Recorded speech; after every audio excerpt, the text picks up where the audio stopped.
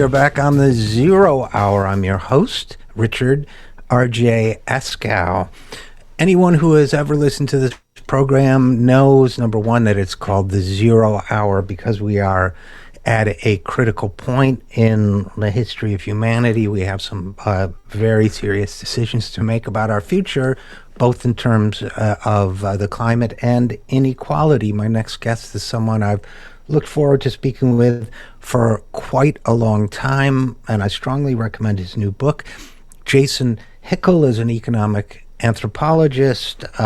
He's a fellow of the Royal Society of Arts, which is also quite impressive. His previous book, The Divide, A Brief Guide to Global Inequality and Its Solutions, is also very much worth reading. His new book is entitled Less is More, How Degrowth Will Save the World. So without any further ado, Jason Hickel, Professor Jason Hickel, welcome to the program. Thanks very much, Richard. It's good to be with you. Good to have you. And, we could start any number of places. Your book has a lot of valuable information in it about much of which we've covered on this program, much of which we haven't, about the dire nature of this ecological singularity we're poised to, fall in further into. And perhaps we can talk a bit about that. But where I would love to start, if you don't mind, is the concept of degrowth. To people who might only briefly have heard the word or not have heard of it at all, it sounds like a kind of alien concept. It sounds like, growth is good, degrowth has to be bad. I don't know how we would degrow. What would happen to me? I mean, and frankly, I think a lot of people would hear it and say, well, it sounds kind of hippie-ish. We're all supposed to go back to the land or whatever. And that, in a sense, that may be a valid alternative. But just broadly speaking, what is a big question, I know, but what is degrowth? Right. So, it's interesting. It's a term that's kind of erupted into almost mainstream discourse in the past several years, and there is a lot of confusion about it. It's a challenging term. Let me try to explain it first by kind of giving a little bit of background to why it's important. Okay. So as everyone knows, of course, we're in the middle of a crisis of ecological breakdown. We talk a lot about how this is happening in terms of emissions. And of course, climate change is one part of that, is one part of our crisis, but it's not just climate change. It's also, we're overshooting several other planetary boundaries related to habitat destruction, soil depletion, deforestation, biodiversity loss, species extinction, et cetera, et cetera. And these dimensions are being driven by excess resource use. Mm-hmm. So in other words, all of the material stuff that we extract and produce and consume in the capitalist economy every year. So we have to pay attention to both of these issues, right? Climate breakdown as well as resource use. Now, crucially, people tend to think of ecological breakdown in terms of the language of the Anthropocene, which is sort of useful in many respects to combat the idea that this is not being caused by humans or whatever it might be. But it's actually a problematic terminology because it's not humans as such that are causing this crisis. It's a global economic system, namely capitalism, which relies on perpetual expansion. It's the first and only economic system in history that has been intrinsically expansionary. And this system is organized specifically around the interests of powerful states, corporations, and rich individuals. And we can clearly see this in the empirical record, right? So, for example, with emissions, we know that the global north, the countries of the global north, are responsible for 92% of emissions in excess of the safe planetary boundary. These are the emissions that are driving climate breakdown. So in other words, the majority of global south countries are still well within their fair share of the planetary boundary and have contributed very little to the problem at all. So, and this is important because for decades, scholars in the global south have been pointing out that this amounts to a process of atmospheric colonization. The atmosphere is a commons, which all of us depend on for our survival, but a small faction of rich countries and corporations have effectively appropriated it for their own enrichments with severe consequences for all of life on Earth. And the same It's interesting, if I may interrupt for just a second, Yeah. Jason. I'm sure you saw that the Climate Activity Tracker (CAT) published. We covered it last week on the program. Published an analysis of how countries were doing in terms of addressing climate change in 5 categories, from like, I'm paraphrasing, but from grotesquely insufficient to moderately insufficient to insufficient to sufficient to highly sufficient. And the only country they characterized as highly sufficient was, unsurprisingly, not in the global north. It was the Gambia. So, in a sense, that affirms what you're saying, right? Which is, we have a dominant economic system on this planet that is localized in a certain set of highly developed countries that is and correct me if you disagree, but that is exploiting and consuming the commons that belongs to all, and not only belongs to all, but guarantees the continued existence of all, namely the air, the land, and so on. Is that a fair kind of summary of what or recapping of what you were saying? Yes, that's right. That's exactly it. And again, this is not just in terms of emissions. We can see this empirically in terms of resource use as well, where high income nations have extremely high levels of resource consumption, and low income nations have very low levels of resource consumption. Right now, crucially also, the high levels of resource use in rich nations, which are about 4 times over the sustainable level, are supported or derived primarily through a process of net appropriation from the global south, right? So if you just think about the things that we consume or that our corporations produce, most of that production and the resource extraction that supports it and the labor that is engaged in it happens in the global south. And so the impacts of that resource use are effectively offshored to the resource frontiers in the global south, where it negatively affects communities and ecosystems. So all of this is just to say that degrowth is very simple, really. It calls for rich nations to abandon growthism as an objective and to reduce excess energy and resource use, and to do this in a safe, just, and equitable way. And ecological economists argue, and have been doing for several decades, that this can be done in a way that actually improves people's lives. So we're not talking here about a recession, which obviously is socially destructive and unplanned and chaotic. We're talking about a planned reduction that is organized around improving human well-being and social indicators. And how does this work in reality? It's really quite straightforward. Basically, like right now, we assume that all sectors of the economy have to grow all the time, regardless of whether or not we actually need them, which of course, in an era of ecological breakdown, is clearly irrational.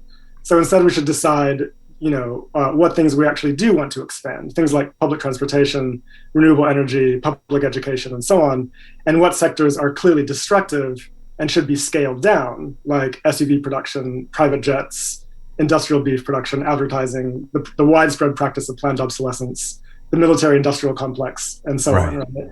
Right, so, and Jason Hickel, this is such an important point, and what came to mind as you were speaking was, I have some economics background myself. I have some of my best friends are economists, as they say. But when I worked for Bernie Sanders in his first campaign, and I think very early on in 2015. Bernie made an offhand comment about, maybe growth isn't what we really need. This is, I don't know where he got it, but I was pleased. But he said, maybe we should stop thinking so much about growth and start thinking more about equality and stability. And I had several progressive economist friends come to me and say, you got to talk to Bernie. We need growth. That's how we're going to bring up the working class. So it's not just, my point being, it's not just, for example, conservative economists or conservative ideologues. While the problem is ultimately capitalism, I think there are a lot of people on the left who are still growthist in their thinking, which means, among other things, they believe you can't help poor and lower income and middle income people improve their lot in life unless we have growth. So degrowth is a concept that I don't want to say is neither of left or right, because that's overly simplistic, but it seems to me that it's a repatterning of thought processes that are pretty endemic in certain areas of thinking, right? Yeah, that's right. It's interesting. Growthism is it's one of the most powerful ideologies in our society right now, in the sense of it's shared on sort of both the left and right of the political aisle for the most part. Politicians disagree on how to distribute the yields of growth and on Right. maybe what drives growth, but they're basically there's no daylight between them when it comes to the question of, is growth good? They all agree that it is, right? Um, but actually, no. I mean, this critique of growth actually does come from the left and has a deep history in global South movements in particular.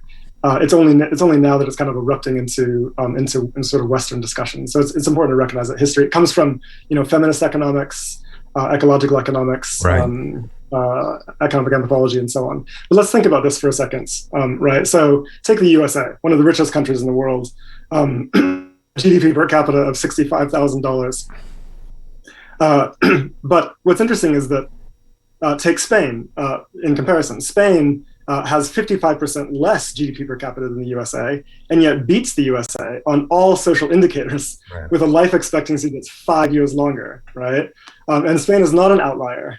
There are dozens of countries that achieve similarly powerful social outcomes with relatively modest GDP. So it doesn't make sense for us to say that the US economy needs to keep growing.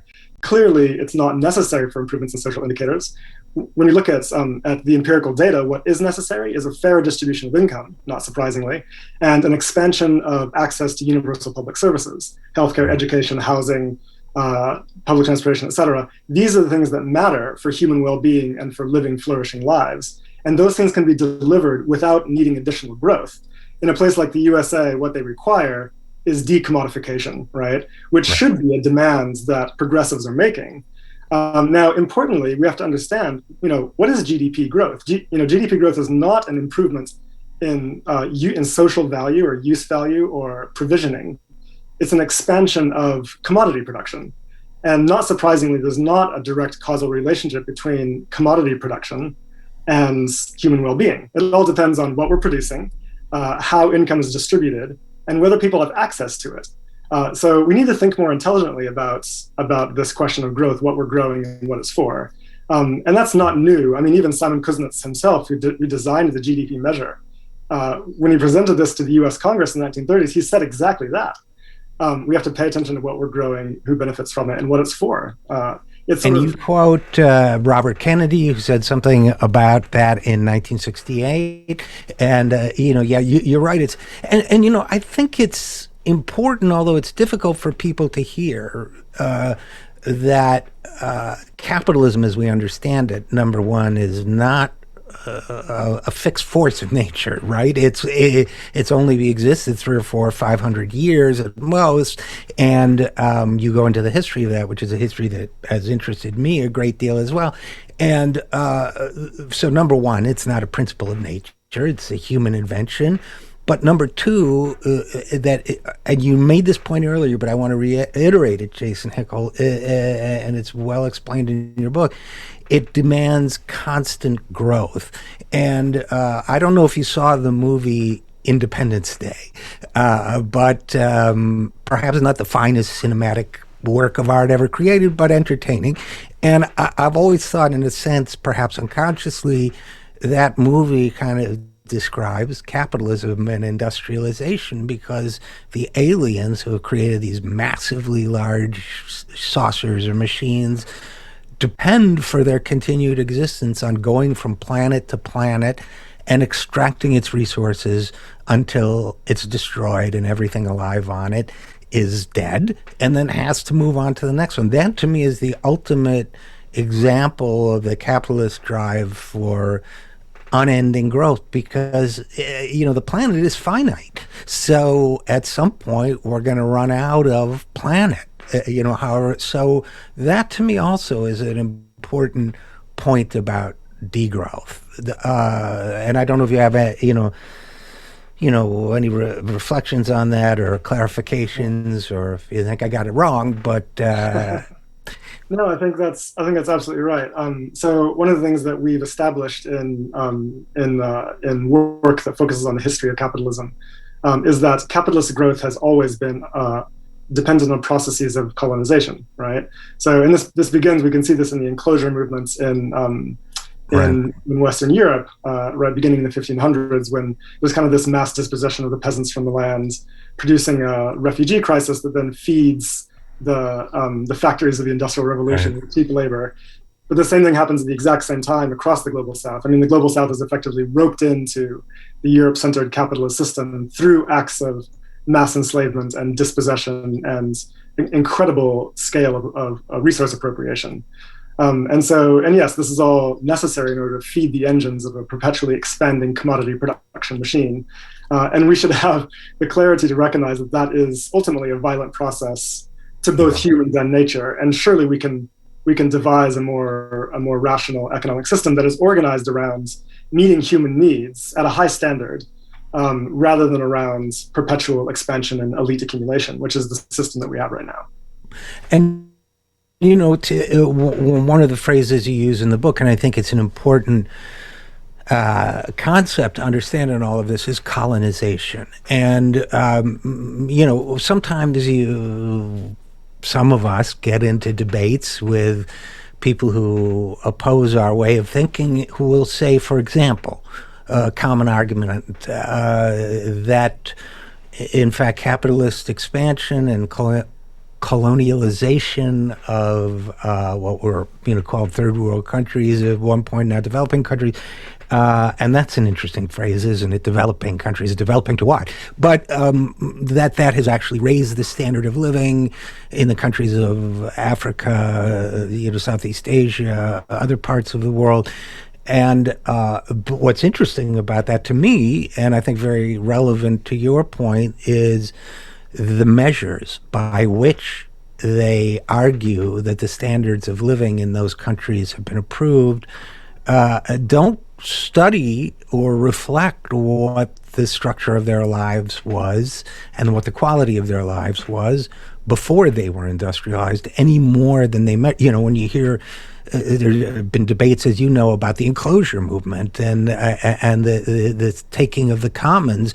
Well, efficiency in the production of goods increased per acre once there was a capitalist system with a guy, Tyne was always a man, at the top who controlled everything and told everybody what to do. A guy became much more efficient. It produced more per acre. There was growth, the economic growth.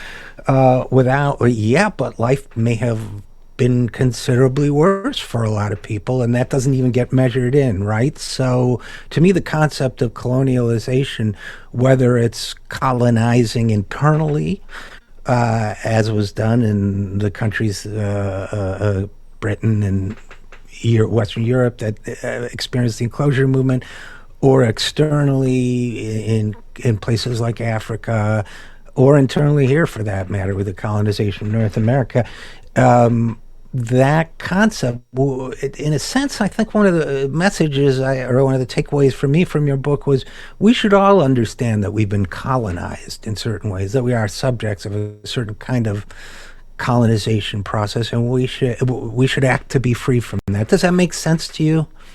Yeah, so no, this is quite important in terms of the impact of the rise of capitalism in terms of social indicators. There's a strange narrative out there that capitalism has sort of delivered, social progress and through life expectancy and improved wages, et cetera.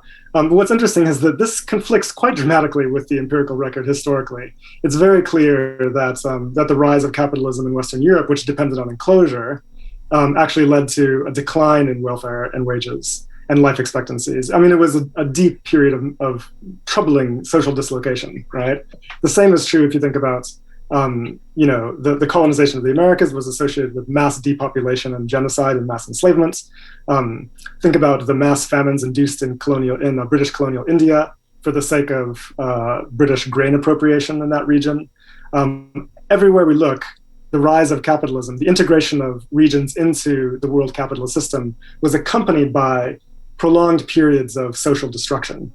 So now what's interesting is that where then did progress come from? Because clearly we live longer today, and we have better health outcomes, et cetera, et cetera. Where did progress come from?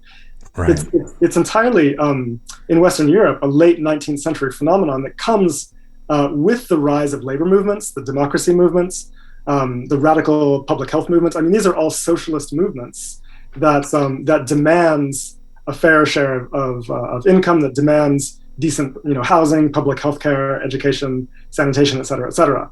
It's progressive social movements that deliver progress, and that's always been the case. In the global South, we see the improvements happen only with the rise of the anti-colonial movements.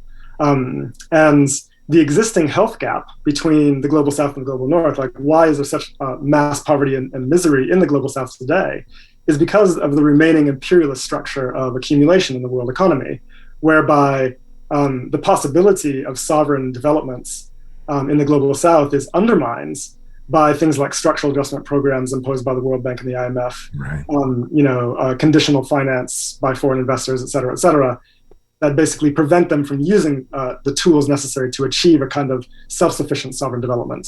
So it's important to understand that dynamic. Where does progress come from?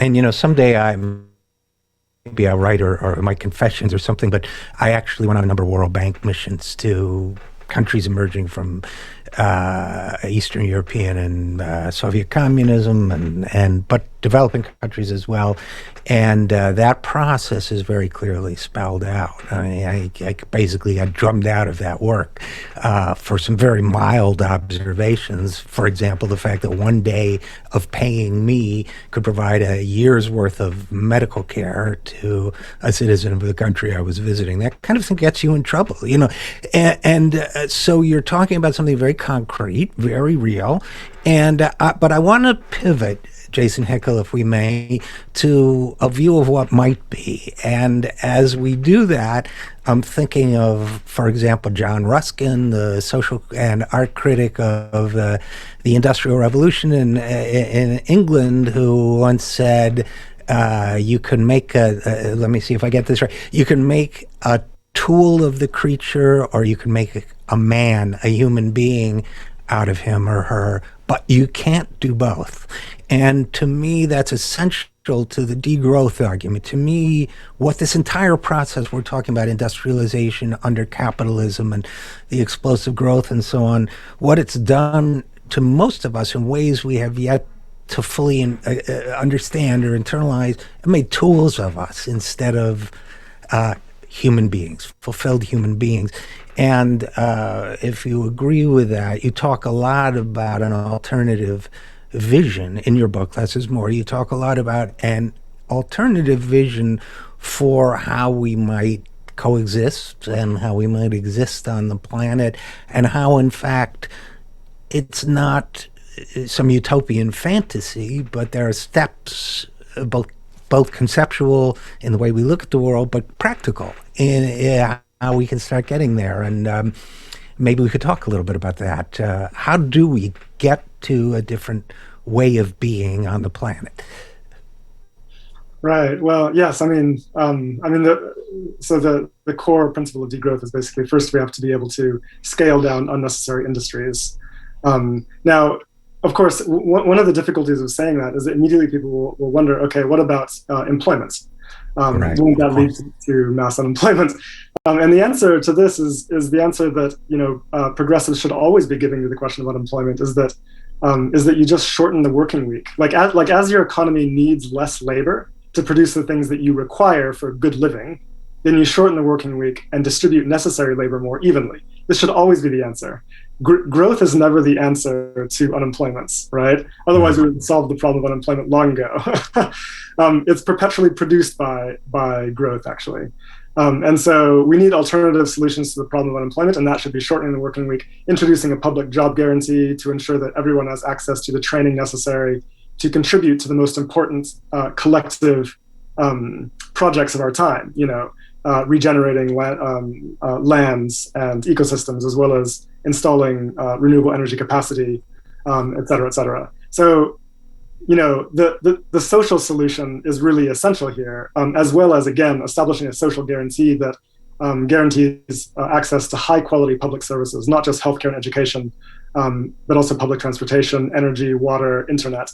The things that are necessary for people to live well can be provided with modest levels of resource and energy use. And we know this has a direct positive impact on people's well-being, sense of flourishing, mental health, health outcomes, relationships, gender equality, et cetera, et cetera.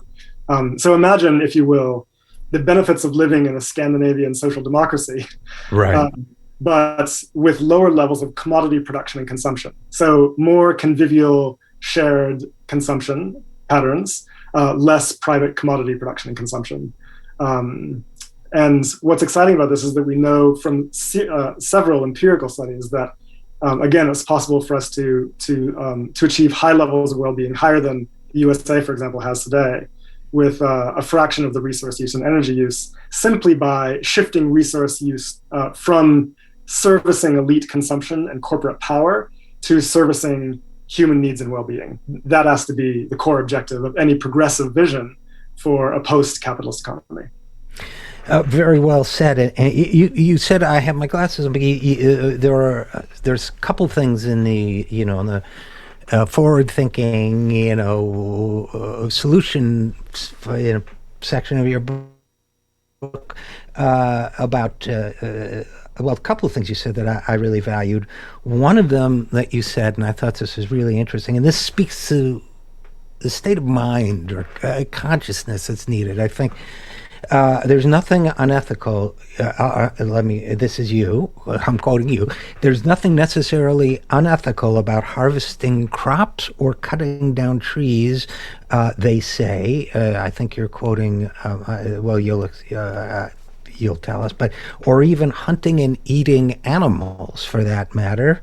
My vegetarian listeners, or my vegan listeners, will chide me for this, but what's unethical is to do so without gratitude and without reciprocity. And I loved those two. First of all, who was saying that again? I'm sorry, I didn't highlight that. Yeah, so in the chapter you're referring to, what I'm doing is I'm returning to my work as an anthropologist, and I'm drawing on a large body of ethnographic literature and indigenous writing that describes indigenous communities' ways of relating to the non-human world, right? So my point here is that what underpins capitalism and capitalist growth is a Cartesian view of the world that sees humans as fundamentally separate from and distinct from and superior to the rest of the living universe, right? And that enables a sense of objectification of the non-human other, which allows us to see them as sources for extraction and exploitation, et cetera. Now, indigenous communities, indigenous philosophers have for a very long time rejected these assumptions and have demanded instead that we recognize our interdependence with and reciprocity with the living world, and building an ontology, a theory of being around those principles is actually really important to the kind of shift that we need to achieve here. So this is not just about, getting our economic policy right. This is not just a shift to sort of post-capitalist principles, but also getting our ontology right. Recognizing our fundamental interdependence with our non-human relatives, and this might sound esoteric, but we can see this embodied in crucial political documents produced by movements in the global South and by indigenous communities. So, and take for example, the People's Agreement of Cochabamba, signed in 2010 by thousands of social movements from around the global South. To me, one of the most important documents on the climate and ecological crisis ever produced. This call for post-dualist ontology sits at the center of their climate and ecological demands, at the center of their post-capitalist demands. If you read the Red Deal, produced by indigenous socialist activists in the USA, right, their manifesto also has this principle of post-dualist thoughts at its very center. This is radical thinking that doesn't feature much in sort of settler political discourse, because settler society exemplifies this ethic of domination and extraction from the land, which is what indigenous communities and southern communities are resisting. I think it's important that we listen to our brothers and sisters from those communities and integrate this kind of thinking into our political imaginary, which right now is bereft of that and is very uninspiring as a result. Oh, absolutely. And I think there's a yearning for it, Jason Hickel. I think that there's, it gets expressed in odd ways sometimes, and maybe even in growthist ways. But I think there's, whether it's suburbia and the desire to have land around you, even if it's basically a homeopathic amount of land, but to have some sense that you are kind of rooted to the land, whether it's popularity of movies like Dances with Wolves that are colonialist fantasies about white people re-merging with indigenous peoples. I think these are all kind of warped expressions of what essentially is a pure impulse to reconnect with the web of life and to feel meaning. And maybe we can, maybe our last thought, if you have a minute more, would be on that finding meaning in life, because I think we're all in industrialized societies, or most of us, living in a state of pain and alienation and fear. And so I think when a concept like degrowth comes up, I've talked about this in other language with other guests, including our mutual friend, the late David Graeber. But I think that I'm trying to think of the best way to put this, but I think, for example, when we hear about degrowth, I've used this metaphor before, but we think, well, but if with does that mean I have to give up my car? Because if I give up my car, it's going to be really hard to run errands and so on. As opposed to something that gives my life meaning, which is, if you have to give up your car, maybe you will, maybe you won't. Maybe you use a shared car, maybe you use a bus that comes to the corner, every minibus every 2 minutes or whatever. But along with that will come a sense of purpose in life, that what you're doing is you're joining a mass movement to save the planet, save living things, including humans, and that the satisfaction that will come from that is deeper and more profound than the satisfaction you get from washing your car on a Sunday afternoon. You get what I'm driving at, right? I hope. Yeah, yeah. No, I agree with you. I think that our culture is plagued by a very deep-seated anxiety that we all suffer from, and I think that anxiety emerges from the fact that we are all economically insecure in a sense in capitalism, which generates perpetual artificial scarcities, but also because our economy, like we live in an economy where virtually everything we do, but beneath the surface there is violent exploitation of human and non-human beings, and we know that this is leading to the destruction of human communities as well as of our non-human relatives. And this is deeply troubling for anyone who stops and pays attention, or even for those who don't pay attention, because it seeps into us, Right. And so, and what's interesting also is that how strange that we live in a culture where it's, as many have put it, it's easier to imagine the end of the world than to imagine the end of capitalism. Like our imaginations have become so shriveled. And this is true of the left as well, right?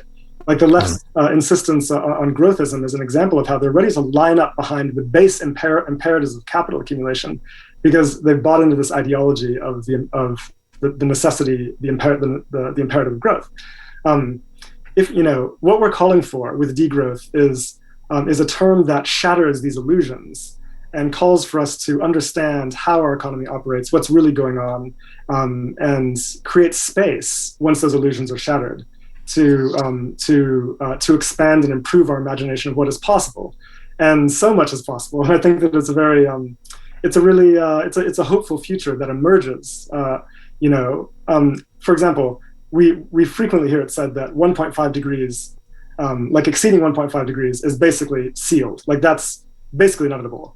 Like this kind of nihilism results purely from the fact that we have this assumption that perpetual growth is necessary, and therefore the climate is just going to have to come secondary to that, right?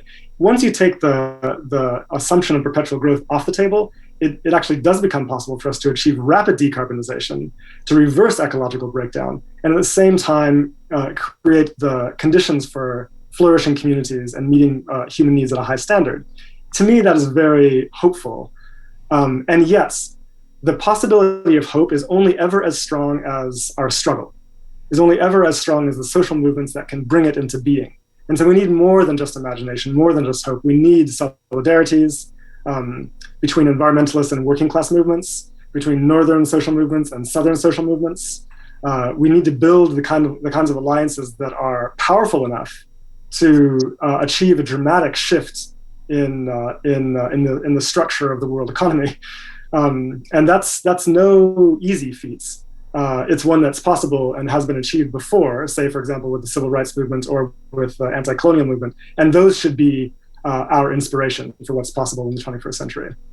Well, beautifully said. And as I say, I encourage people to read the book. My guest has been Jason Hickel, economic anthropologist. And by the way, somebody should do anthropology of the tribe of economists, which has its own odd folkways and mythology. But that's implicit, I think, in your work. And the book, again, let me make sure I get the subtitle right. Well, you're going to have to tell me. It's Less is More is the title, and the subtitle is How Degrowth Will Save the World. Is that right? Or, yeah.